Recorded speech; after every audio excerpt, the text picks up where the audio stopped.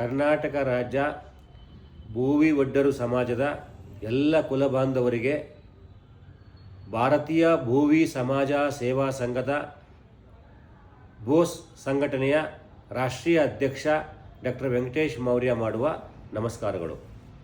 ಬಂಧುಗಳೇ, ಕನ್ನಡ ನಾಡಿನ ಭೋವಿ ಸಮಾಜದ ಪರವಾಗಿ ನಮ್ಮ ಕುಲಗುರುಗಳಾದಂತಹ ಶ್ರೀ ಶ್ರೀ ಶ್ರೀ ಇಮ್ಮಡಿ ಸಿದ್ದರಾಮೇಶ್ವರ ಸ್ವಾಮೀಜಿಗಳಲ್ಲಿ ನಾನು ಮನವಿ ಮಾಡಿಕೊಳ್ಳುತ್ತೇನೆ.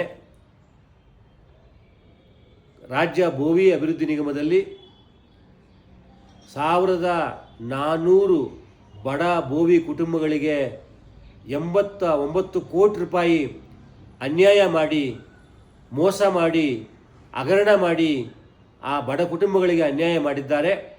ಆ ಬಡ ಕುಟುಂಬಗಳ ಪರವಾಗಿ, ಆ ಬಡ ಜನರ ಪರವಾಗಿ, ಭೋವಿ ಬಡ ಜನರ ಪರವಾಗಿ ಧ್ವನಿ ಎತ್ತುವಂತೆ ನಾನು ಶ್ರೀ ಶ್ರೀ ಇಮ್ಮಡಿ ಸಿದ್ದರಾಮೇಶ್ವರ ಸ್ವಾಮೀಜಿಗಳಲ್ಲಿ ನಾನು ಒತ್ತಾಯ ಮಾಡುತ್ತೇನೆ, ಮನವಿ ಮಾಡಿಕೊಳ್ಳುತ್ತೇನೆ. ಈ ಬಡವರ ಪರವಾಗಿ ನೀವು ಧ್ವನಿ ಎತ್ತಬೇಕು, ಈ ಬಡವರ ಪರವಾಗಿ ನಿಲ್ಲಬೇಕು. ಬಡವರ ಹೆಸರಲ್ಲಿ ಏನು ಲಕ್ಷಾಂತರ ರೂಪಾಯಿ ಲೂಟಿ ಮಾಡಿದ್ದಾರೆ, ಕೋಟ್ಯಾಂತರ ರೂಪಾಯಿ ಲೂಟಿ ಮಾಡಿದ್ದಾರೆ. ಒಬ್ಬೊಬ್ಬ ಬಡವರ ಹೆಸರಲ್ಲಿ 5 ಲಕ್ಷ 10 ಲಕ್ಷ ಲೋನ್ ಪಡೆದು ಆ ಬಡವರಿಗೆ ಕೇವಲ 10,000 25,000 ರೂಪಾಯಿ ಹಣ ಅಷ್ಟೇ ಕೊಟ್ಟು 4.25 ಲಕ್ಷ ರೂಪಾಯಿ 9.25 ಲಕ್ಷ ರೂಪಾಯಿ ಮೋಸ ಮಾಡಿದ್ದಾರೆ, ಅವ್ರಿಗೆ ಅನ್ಯಾಯ ಮಾಡಿದ್ದಾರೆ. ಅವರ ಪರವಾಗಿ ಧ್ವನಿ ಎತ್ತಬೇಕು, ಅವರಿಗೆ ನ್ಯಾಯ ಕೊಡಿಸಬೇಕು ಅಂತ ಶ್ರೀ ಶ್ರೀ ಇಮ್ಮಡಿ ಸಿದ್ದರಾಮೇಶ್ವರ ಸ್ವಾಮೀಜಿಗಳಲ್ಲಿ ನಾನು ಮನವಿ ಮಾಡಿಕೊಳ್ತೇನೆ. ಬಂಧುಗಳೇ, ಮಾನ್ಯ ಈ ಘನ ಸರ್ಕಾರವು ಭೋವಿ ಅಭಿವೃದ್ಧಿ ನಿಗಮ ಜಾರಿ ಮಾಡಿದ ನಂತರ ವಿಶೇಷವಾಗಿ 2018ರಿಂದ 2022 ತನಕ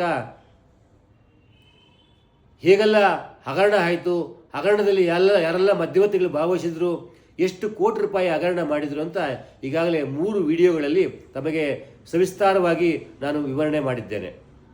ಬಂಧುಗಳೇ, 2010ನೇ ಇಸ್ವಿಯಲ್ಲಿ ಇಡೀ ಕರ್ನಾಟಕ ರಾಜ್ಯದ ಭೋವಿ ಸಮಾಜದ ಬಂಧುಗಳು ಒಟ್ಟಿಗೆ ಸೇರಿ ಲಿಂಗೈಕ, ನಮ್ಮ ಸಮಾಜದ ಹಿರಿಯ ಗುರುಗಳು ಲಿಂಗೈಕ್ಯರಾದ ನಂತರ ಶ್ರೀ ಶ್ರೀ ಇಮ್ಮಡಿ ಸಿದ್ದರಾಮೇಶ್ವರ ಸ್ವಾಮೀಜಿಗಳನ್ನು ನಮ್ಮ ಸಮಾಜಕ್ಕೆ ಜಾಗೃತಿ ಮೂಡಿಸಬೇಕು, ಧಾರ್ಮಿಕ ಭಾವನೆಗಳನ್ನು ಮೂಡಿಸಬೇಕು, ಶಕ್ತಿ ತುಂಬಬೇಕು ಅಂತ ಪಟ್ಟಾಭಿಷೇಕ ಮಾಡಿದರು ಚಿತ್ರದುರ್ಗ ಮತ್ತು ಬಾಗಲಕೋಟೆ ಮಠಗಳಿಗೆ. ಆದರೆ ಇವತ್ತು ನಮ್ಮ ಸಮಾಜದ ಸ್ವಾಮೀಜಿಗಳು, ಶ್ರೀಗಳು ಇಡೀ ಪ್ರಪಂಚ ಪ್ರವಾಸ ಮಾಡ್ತಿದ್ದಾರೆ. ಕರ್ನಾಟಕ ರಾಜ್ಯದಲ್ಲಿ ಭೋವಿ ಅಭಿವೃದ್ಧಿ ನಿಗಮದಲ್ಲಿ ಅನ್ಯಾಯ ಆಗಿ ಬಡವರಿಗೆ ಅನ್ಯಾಯ ಆದರೂ ಕೂಡ ಶ್ರೀಗಳಿಗೆ ಈ ಬಡವರ ಬಗ್ಗೆ ಗಮನ ಹರಿಸಲಿಕ್ಕೆ ಕಾಲಾವಕಾಶ ಸಿಗ್ತಾ ಇದೆಯೋ ಇಲ್ಲವೋ ನನಗಂತೂ ಗೊತ್ತಿಲ್ಲ. ಆದರೆ 2018ರಿಂದ ಇವತ್ತಿನ ತನಕ ಕರ್ನಾಟಕ ರಾಜ್ಯದಲ್ಲಿ ಎಷ್ಟು ಜನ ಮುಖ್ಯಮಂತ್ರಿಗಳಾದರು, ಯಡಿಯೂರಪ್ಪಯಿಂದ ಹಿಡಿದು, ಕುಮಾರಸ್ವಾಮಿಯಿಂದ ಹಿಡಿದು, ಸಿದ್ದರಾಮಯ್ಯವರಿಂದ ಹಿಡಿದು, ಬಸವರಾಜ ಬೊಮ್ಮಾಯಿಯಿಂದ ಹಿಡಿದು, ಈಗ DK ಶಿವಕುಮಾರ್ ತನಕ ಸುಮಾರು 4-5 ಮುಖ್ಯಮಂತ್ರಿಗಳು ಬದಲಾಗಿದ್ದಾರೆ. 4-5 ಮುಖ್ಯಮಂತ್ರಿಗಳು, ಮಂತ್ರಿಗಳು, ಹಿರಿಯ ಅಧಿಕಾರಿಗಳು ಎಲ್ಲರನ್ನೂ ಶ್ರೀ ಶ್ರೀ ಇಮ್ಮಡಿ ಸಿದ್ದರಾಮೇಶ್ವರ ಸ್ವಾಮೀಜಿಗಳು 100 ಸಲ ಭೇಟಿಯಾಗಿದ್ದಾರೆ.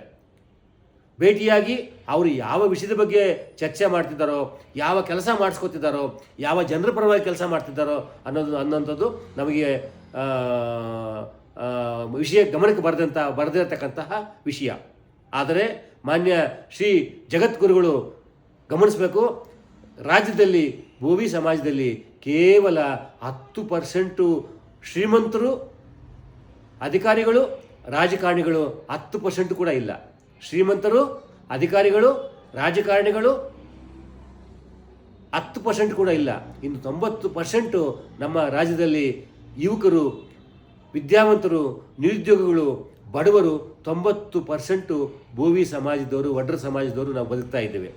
ಆದರೆ ಮಾನ್ಯ ಶ್ರೀ ಜಗದ್ಗುರುಗಳು ಎಲ್ಲ ಶ್ರೀಮಂತರ ಪಟ್ಟಿ ಇಟ್ಕೊಂಡಿದ್ದಾರೆ, ಎಲ್ಲ ಅಧಿಕಾರಿಗಳ ಪಟ್ಟಿ ಇಟ್ಕೊಂಡಿದ್ದಾರೆ, ಎಲ್ಲ ರಾಜಕಾರಣಿಗಳ ಪಟ್ಟಿ ಇಟ್ಕೊಂಡಿದ್ದಾರೆ. ಆದರೆ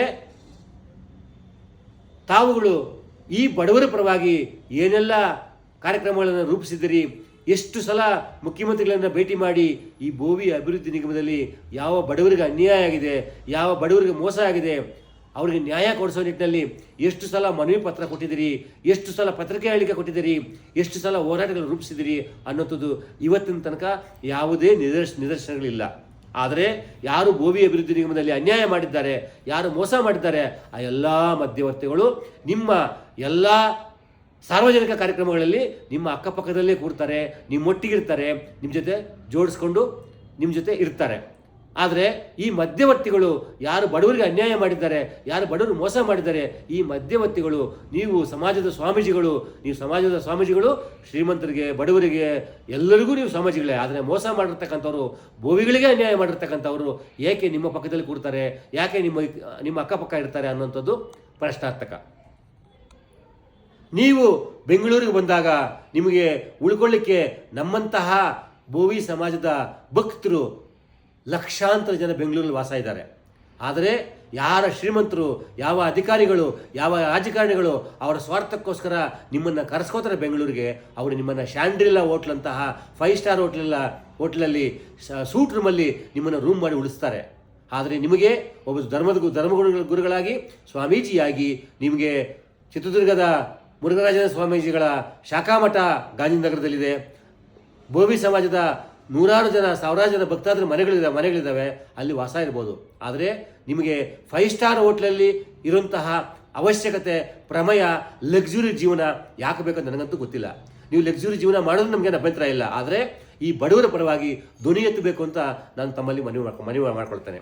ಹಾಗಾಗಿ ಜೊತೆಗೆ ಸಿದ್ದರಾಮೇಶ್ವರ ಶ್ರೀ ಜಗದ್ಗುರು ಸಿದ್ದರಾಮೇಶ್ವರ ಸ್ವಾಮೀಜಿಗಳು, ಇಮ್ಮಡಿ ಸಿದ್ದರಾಮೇಶ್ವರ ಸ್ವಾಮೀಜಿಗಳು ತಾವುಗಳು Sri Lanka, Singapore, Malaysia, Thailand, Bangkok ಈ ದೇಶಗಳಲ್ಲೂ ಕೂಡ ಪ್ರವಾಸ ಮಾಡಿ ಅಲ್ಲಿ ಯಾವ ಭೋವಿ ಬಡವರಿಗೆ ಜಾಗೃತಿ ಮೂಡಿಸಲು ನೀವು ವಿದೇಶಿ ಪ್ರವಾಸಗಳ ಆಗಾಗ ಮಾಡ್ತಾ ಇರ್ತೀರೋ ನಮಗಂತೂ ಗೊತ್ತಿಲ್ಲ. ನೀವು ವಿದೇಶಿ ಪ್ರವಾಸಗಳು ಮಾಡಿದ್ರೂ ನಮಗೇನು ಅಭ್ಯಂತರ ಇಲ್ಲ. ನೀವು ಈ ಯಾರು ಭೋವಿ ನಿಗಮದಲ್ಲಿ ಅನ್ಯಾಯಕ್ಕೊಳಗಾಗಿದ್ದಾರೆ ಆ ಭೋವಿ ಬಡವರ ಪರವಾಗಿ 1400 ಬಡ ಕುಟುಂಬಗಳ ಪರವಾಗಿ ನೀವು ಧ್ವನಿ ಎತ್ತಬೇಕು ಅಂತ ನಾನು ನಿಮ್ಮಲ್ಲಿ ಮನವಿ ಮಾಡ್ತೇನೆ. ಆದರೆ ನಾವು 2022ರಲ್ಲಿ ನಮ್ಮ ಭಾರತೀಯ ಭೋವಿ ಸಮಾಜ ಸೇವಾ ಸಂಘಟನೆಯ ರಾಜ್ಯ ಅಧ್ಯಕ್ಷ ಅಂತ ವಕೀಲರಾದಂತಹ BM ಜಗನ್ನಾಥ್ ಅವರು, ರಾಜ್ಯ ಉಪಾಧ್ಯಕ್ಷ ಅಂತ ಶ್ರೀಮತಿ ಪುಷ್ಪಲತಾ ಅವರು, ರಾಜ್ಯ ಪ್ರಧಾನ ಕಾರ್ಯದರ್ಶಿಯಾದಂಥ ಚಂದ್ರಶೇಖರ್ ಗುಂಡಲೂಕರ್ ಅವರು, ರಾಜ್ಯ ಮಹಿಳಾ ಅಧ್ಯಕ್ಷರಾದಂತಹ ಶ್ರೀಮತಿ ಆರತಿಯರವರು, ರಾಜ್ಯ ಮಹಿಳಾ ಪ್ರಧಾನ ಕಾರ್ಯದರ್ಶಿಯಾದಂಥ ಶ್ರೀಮತಿ ಅಶ್ವಿನಿಯವರು, ಇವರೆಲ್ಲರ ಒಟ್ಟಿಗೆ ಸೇರಿ ಅಂದಿನ ಮುಖ್ಯಮಂತ್ರಿಗಳು ಬಸವರಾಜ ಬೊಮ್ಮಾಯಿಯಿಂದ ಹಿಡ್ಕೊಂಡು ಇವತ್ತಿನ ತನಕ ನಾವು ಹೋರಾಟ ಮಾಡಿ ಈ ಹಗರಣಗಳನ್ನು ಬಯಲಿಗೆ ಎಳೆಯುವ ನಿಟ್ಟಿನಲ್ಲಿ ಭಾರತೀಯ ಭೋವಿ ಸಮಾಜ ಸೇವಾ ಸಂಘ ಸಂಘಟನೆ ಪ್ರಯತ್ನ ಮಾಡಿರ್ತಕ್ಕಂಥದ್ದು ಎಳೆಯಾಗಿ ನಾವು ಬಿಚ್ಚಿಟ್ಟಿದ್ದೀವಿ. ಆದರೆ ಈಗ 2022 ಡಿಸೆಂಬರಲ್ಲಿ ಈ ಭೋವಿ ಅಭಿವೃದ್ಧಿ ನಿಗಮದಲ್ಲಿ ಯಾರು ಅನ್ಯಾಯ ಮಾಡಿದ್ದಾರೆ, ಮೋಸ ಮಾಡಿದ್ದಾರೆ, ಯಾರು ನಿಮ್ಮ ಎಲ್ಲ ವೇದಿಕೆಗಳು ನಿಮ್ಮ ಅಕ್ಕಪಕ್ಕ ಕೂರಿಸ್ಕೋತೀರಿ ಅವರ ಮುಖಾಂತರ ಬೆಂಗಳೂರಿನ ಸದಾಶಿವನಗರ ಪೊಲೀಸ್ ಸ್ಟೇಷನಲ್ಲಿ ಯಾರು ಹೋರಾಟ ಮಾಡಿದರು, ಹೋರಾಟಗಾರರು ಅವರ ವಿರುದ್ಧವೇ, ವಿಶೇಷವಾಗಿ ನನ್ನ ವಿರುದ್ಧವೇ ನೀವು ಪೊಲೀಸ್ ಸ್ಟೇಷನಲ್ಲಿ ದೂರು ದಾಖಲಿಸಿ 3 ದಿವಸ ಜೈಲಿಗೆ ಹೋಗಂಗಾಯಿತು. ನಾನೂ ಕೂಡ 8 ಜನರ ವಿರುದ್ಧ ದೂರು ಕೊಟ್ಟೆ. ಅದು ಕೂಡ ಈಗ ನ್ಯಾಯಾಲಯದಲ್ಲಿ ವಿಚಾರಣೆ ನಡೀತಾ ಇದೆ. ಆದರೂ ಇಷ್ಟೇ ಅನ್ಯಾಯ ಆದರೂ ಪರವಾಗಿಲ್ಲ, ನಮಗೆ ತೊಂದರೆ ಆದರೂ ಪರವಾಗಿಲ್ಲ.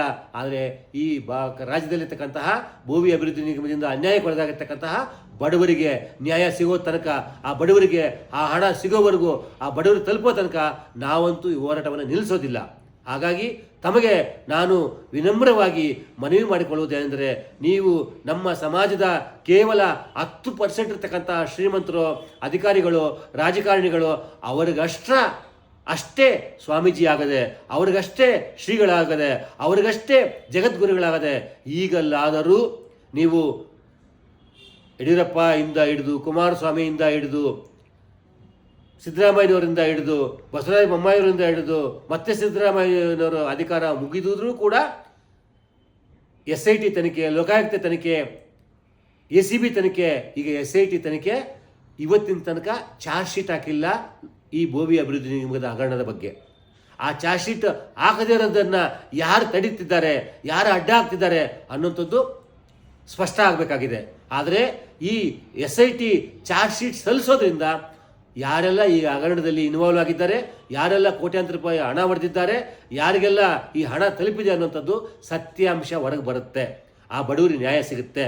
ಹಾಗಾಗಿ ಮಾನ್ಯ ಶ್ರೀ ಜಗದ್ಗುರು ಇಮ್ಮಡಿ ಸಿದ್ದರಾಮೇಶ್ವರ ಸ್ವಾಮೀಜಿಗಳಲ್ಲಿ ಮತ್ತೊಮ್ಮೆ ನಾನು ಮನವಿ ಮಾಡಿಕೊಳ್ಳೋದೇನೆಂದರೆ, ಈಗಲಾದರೂ ನೀವು ಒಂದು ಸಲ ಆದರೂ ಮಾನ್ಯ ಮುಖ್ಯಮಂತ್ರಿ ಡಿ ಕೆ ಶಿವಕುಮಾರ್ ಅವರನ್ನು ಭೇಟಿಯಾಗಿ ಬೋವಿ ಅಭಿವೃದ್ಧಿ ನಿಗಮ ಹಗರಣ ಸೂಕ್ತ ಈ ತನಿಖೆಯಾಗಿ SIT ಈ ಕೂಡಲೇ ಚಾರ್ಜ್ ಶೀಟ್ ನ್ಯಾಯಾಲಯಕ್ಕೆ ಸಲ್ಲಿಸುವಂತೆ ಆದೇಶ ಮಾಡಬೇಕಂತ ಮಾನ್ಯ ಮುಖ್ಯಮಂತ್ರಿ ಡಿ ಕೆ ಶಿವಕುಮಾರ್ ಅವರಿಗೆ ತಾವು ಮನವಿ ಮಾಡಬೇಕು. ಆ ಮನವಿ ಮಾಡೋಕ್ಕೆ ಹೋಗೋ ಸಂದರ್ಭದಲ್ಲಿ ನಮಗೂ ಮಾಹಿತಿ ಸಿಕ್ಕಿದ್ರೆ ಇಡೀ ರಾಜ್ಯದಲ್ಲಿರ್ತಕ್ಕಂತಹ ಯುವಕರನ್ನ, ಪ್ರಜ್ಞಾವಂತರನ್ನ ನಾವು ಕೂಡ ಬರಲಿಕ್ಕೆ ಆಹ್ವಾನ ಕೊಡ್ತೀವಿ, ಮಾಹಿತಿ ಕೊಡ್ತೀವಿ. ನೀವು ಅವರಿಗೆ 1 ತಿಂಗಳು 15 ದಿವಸನ ಕಾಲಾವಕಾಶ ಕೊಡಿ. ಆ 1 ತಿಂಗಳು 15 ದಿವಸ ಕಾಲಾವಕಾಶ ಕೊಟ್ಟಿಲ್ಲ ಅಂದಾಗ ಯಾವ ರೀತಿ ವಾಲ್ಮೀಕಿ ಅಭಿವೃದ್ಧಿ ನಿಗಮದಲ್ಲಿ ಹಗರಣ ಆಯಿತು, ಹಗರಣ ಆದಾಗ ವಾಲ್ಮೀಕಿ ಸ್ವಾಮೀಜಿಗಳು ಆ ಹಗರಣ ತನಿಖೆ ಮಾಡುವಂತೆ ಒತ್ತಾಯಿಸಿ ಫ್ರೀಡಂ ಪಾರ್ಕರಲ್ಲಿ ಯಾವ ರೀತಿ ಹೋರಾಟ ಮಾಡಿದ್ರು, ಧರಣಿ ಮಾಡಿದ್ರು, ಹಾಗೆ ನಾನು ಕೂಡ ಧರಣಿ ಮಾಡ್ತೇನೆ ಅಂತ ನೀವು ಮುಖ್ಯಮಂತ್ರಿಗಳಿಗೆ ಒತ್ತಾಯ ಮಾಡಿದರೆ ಮುಖ್ಯಮಂತ್ರಿಗಳು ಮಾಡೇ ಮಾಡ್ತಾರೆ, ಚಾರ್ಜ್ ಶೀಟ್ ಹಾಕ್ಸ್ತಾರೆ. ಅಲ್ಲಿಗೂ ನಿಮ್ಮ ಮಾತಿಗೆ ಗೌರವ ಕೊಟ್ಟು ಚಾರ್ಜ್ ಶೀಟ್ ಹಾಕ್ಸಿಲ್ಲ ಅಂದರೆ ಫ್ರೀಡಂ ಪಾರ್ಕಲ್ಲಿ ನೀವು ಧರಣಿ ನಿಶ್ಚಯ ಮಾಡಿ.